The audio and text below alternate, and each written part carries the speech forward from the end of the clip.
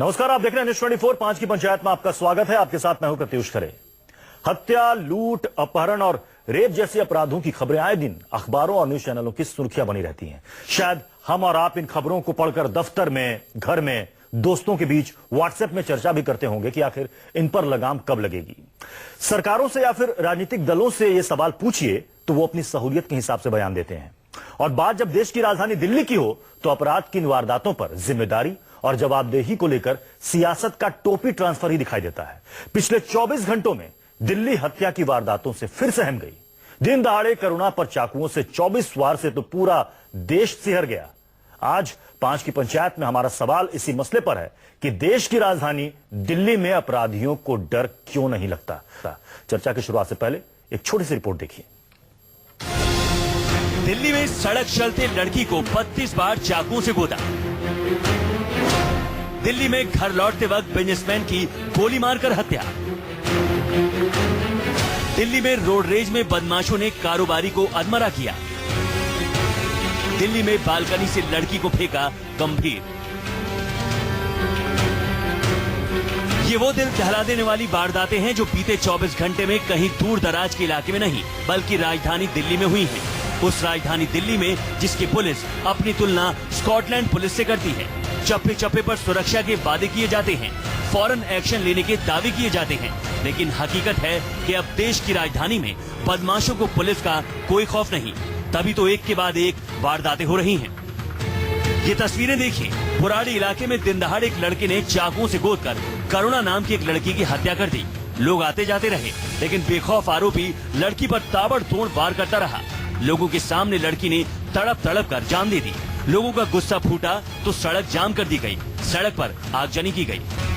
NCRB की report के मुताबिक किसी भी मेट्रो शहरों के मुकाबले सबसे ज्यादा लूट और अपहरण के मामले दिल्ली में ही होते हैं। सवाल ये है कि आखिर दिल्ली में अपराधियों को डर क्यों नहीं लगता।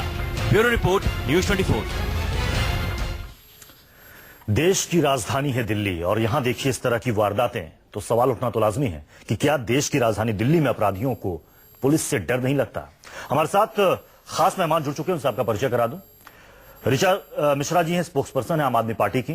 आशीष सूद साहब हैं, वाइस प्रेसिडेंट है दिल्ली बीजेपी के। और थोड़ी देर में हमारे साथ Vikram Singh ji, x DGP UP police के, वो भी हमारे साथ जुड़ेंगे। और हमारे संवाददाता राहुल प्रकाश भी हमारे साथ बने हुए निगम बोधघाट से, जहां पर करुणा का आज अंतिम संस्कार किया जाना है।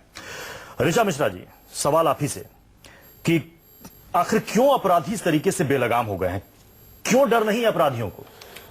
प्रत्युष जी, डर कैसे होगा जहां जिस देश का राजा और वजीर स्नूप गेट जैसे घोटाले में, स्नूप गेट जैसे लड़की के पीछे पड़ने वाले कांड में पकड़े जाते हैं, जहां की कैबिनेट निहाल चंद जैसे लोगों से चलती है, और जहां की मोदी ब्रिगेड आर्मी, जहां की पूरी वॉलंटियर फोर्स टीनू जैन जैसे लोग चलाते हैं, वहां खुलेआम गुंडों का राज्य चल रहा है। जहां शहाबुद्दीन जैसे लोग अब खुले में एकदम डंका बजाते हुए घूम रहे हैं, वहां आम व्यक्ति थर थर कांप रहा है।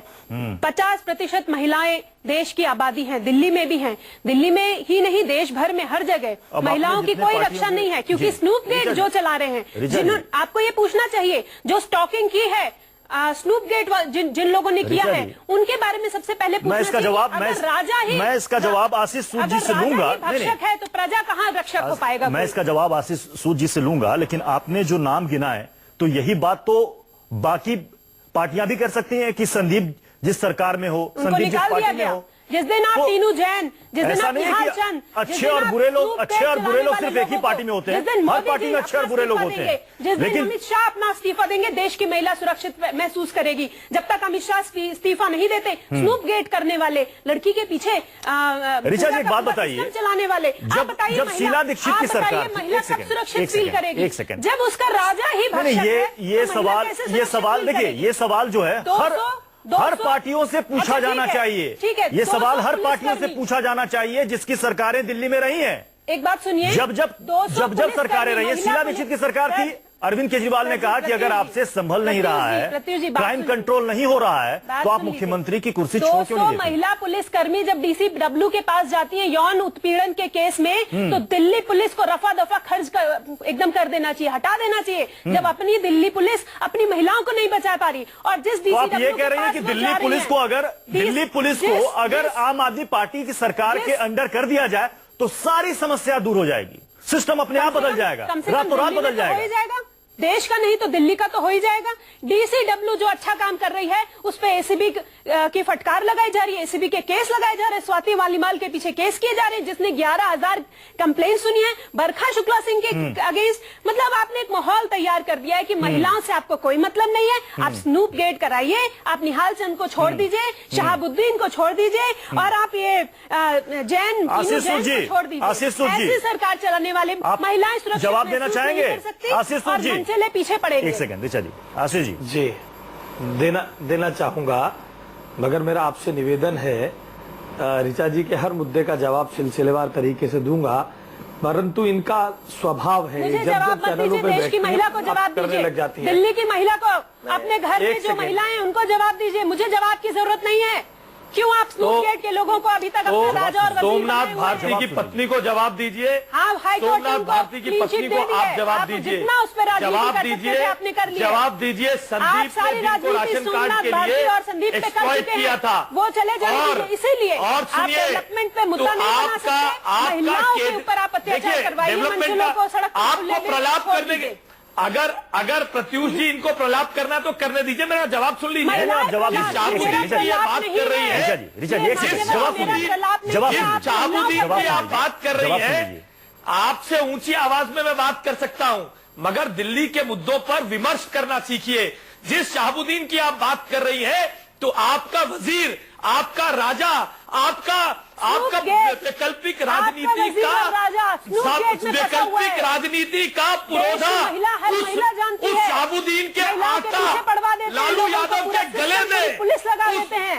अब इसलिए अगर मैं बुराड़ी आपसे में ये एक सवाल मंजिले में ये करूं, हरकत करने की हिम्मत हुई उसकी। अगर मैं इसलिए आपसे अमन ये विहार सवाल में करूं, रोज 5 जिस केसेस हो राज्य रहे का हैं। मुख्यमंत्री शहाबुद्दीन जैसे 5 केसेस आदमी हो को रहे हैं रोज। छुड़ाने वाले नेता के गले में हाथ डालकर बिहार में फोटो खिंचाएगा, उस राज्य की महिलाएं कैसे सुरक्षित रहेंगी? कोई जवाब है? इस तरह के प्रलापों से दिल्ली नहीं चलती। आप सब लोग दिल्ली को केवल दुधारू गाय की तरह इस्तेमाल कर रहे हैं। आपका वास्तविक चरित्र पता चल गया, आपकी कलई खुल गई है। देश की महिलाएं बहुत सीरियस टॉपिक क्यों? है।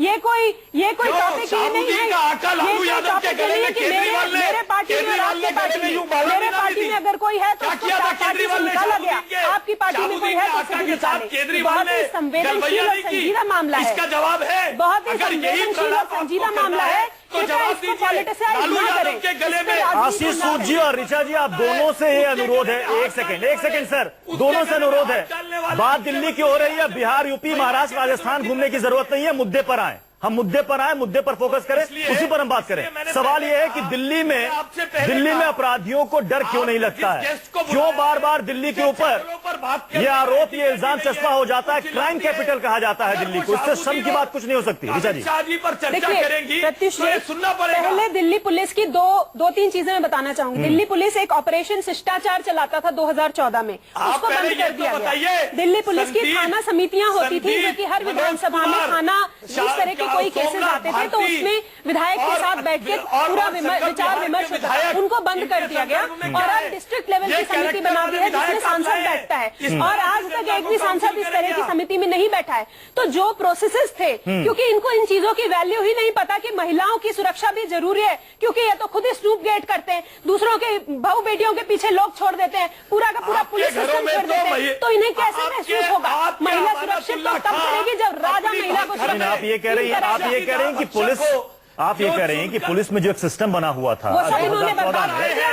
आप ये कह रहे हैं कि सारा सिस्टम तहस नहस कर दिया। सारा सिस्टम एलजी ने तहस नहस कर दिया, आपकी सेंट्रल गवर्नमेंट ने तहस नहस कर दिया।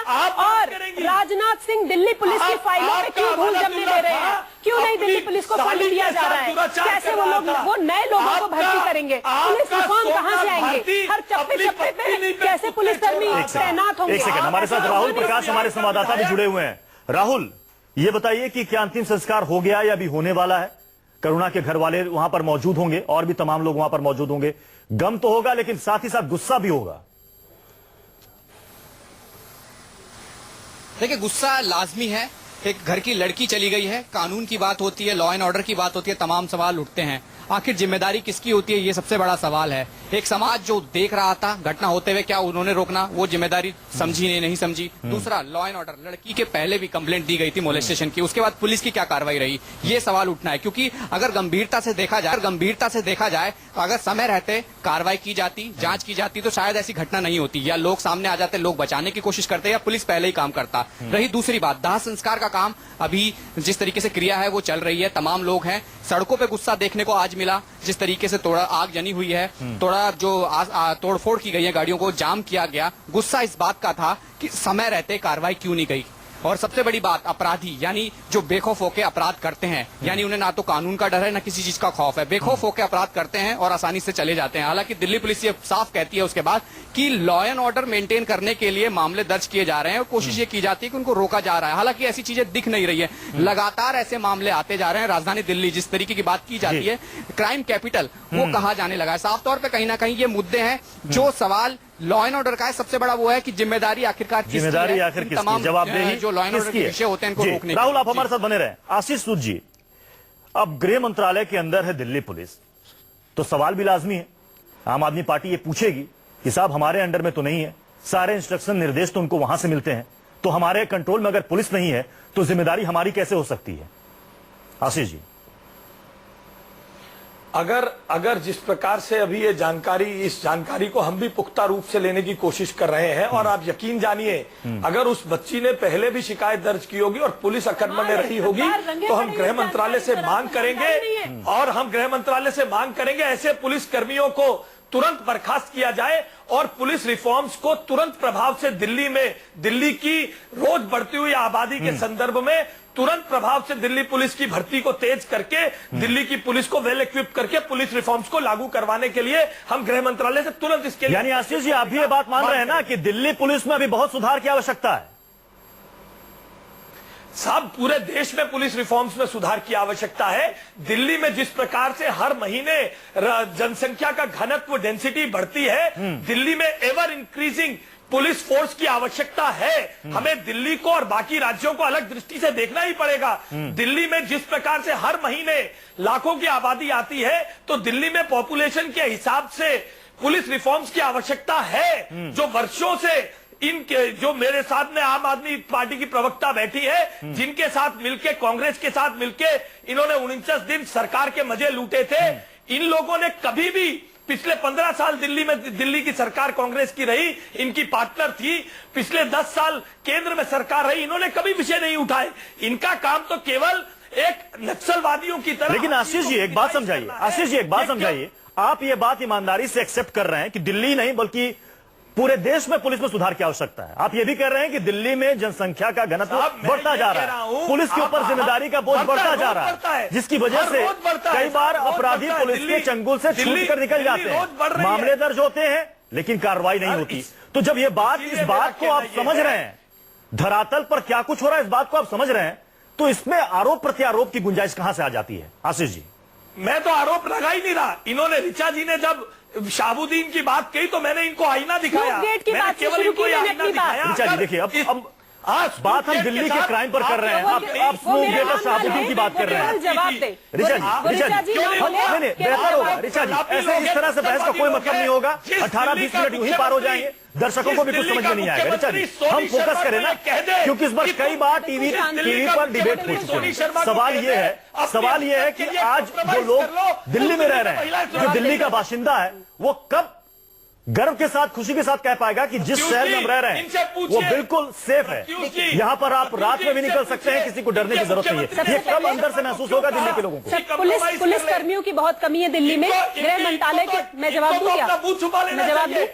एक सेकंड आशीष जी, एक सेकंड। हाँ ऋचा, जवाब दीजिए। पुलिस कर्मियों की दिल्ली में बहुत कमी है। बहुत समय से पुलिस डिपार्टमेंट की फाइलें, इस बात को आप एक्सेप्ट कर रहे हैं? हाँ, और पुलिस डिपार्टमेंट की फाइलें राजनाथ सिंह जी के पास पड़ी हुई हैं कि कई हजार करोड़ रुपए न्यू पुलिस कर्मियों को इंडक्ट करने के लिए दिल्ली में चाहिए। उस पे धूल पड़ी हुई है और गृह मंत्रालय कुछ नहीं कर रहा है। इसके पीछे की जो मानसिकता है वो मैंने आपको बताई कि महिला सुरक्षा कोई मुद्दा ही नहीं है। दिल्ली में जब से आम आदमी पार्टी की सरकार आई है, उसको डिस्टेबलाइज करना और जो बचे खुचे पुलिसकर्मी हैं उनको या तो वीवीआईपी मूवमेंट में लगा देना, या हमारे विधायकों के घर के पीछे छोड़ देना कि जाओ पता करो, आज उसने छींक की तो उसके ऊपर FIR करवा दो, जाओ पता करो DCW ने आज कितने केस किए, अरे आज 400 केसेस हो गए तो चलो उनके ऊपर ACB छोड़ दो। तो पुलिस का जो मिसयूज हो रहा है वो दिल्ली में देखने को मिल रहा है और जनता त्राही मचा रही है। आज हर रोज 6 से 7 केस हो रहे हैं। आप ये कहना चाह रहे हैं कि दिल्ली पुलिस का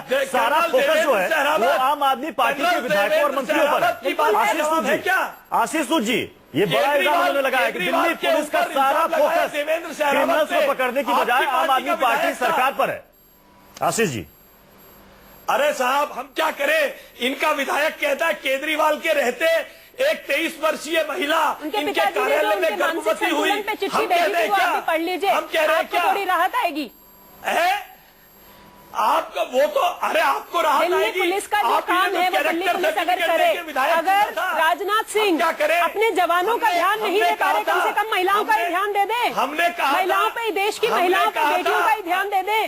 कुछ तो फंड्स छोड़े, पॉलिटिक्स करना बंद करें। पंजाब का इलेक्शन पंजाब में, दिल्ली में मत लड़िए। आप लोग पिछले 1.5 साल से जो कर रहे हैं, जो थर-थर मोदी हो रहे हैं, उसको सबको दिख रहा है। पंजाब का इलेक्शन आप दिल्ली में लड़ रहे हैं और दिल्ली पुलिस को मिसयूज किया है आपने। और जो बची खुची, लेकिन ऋचा जी,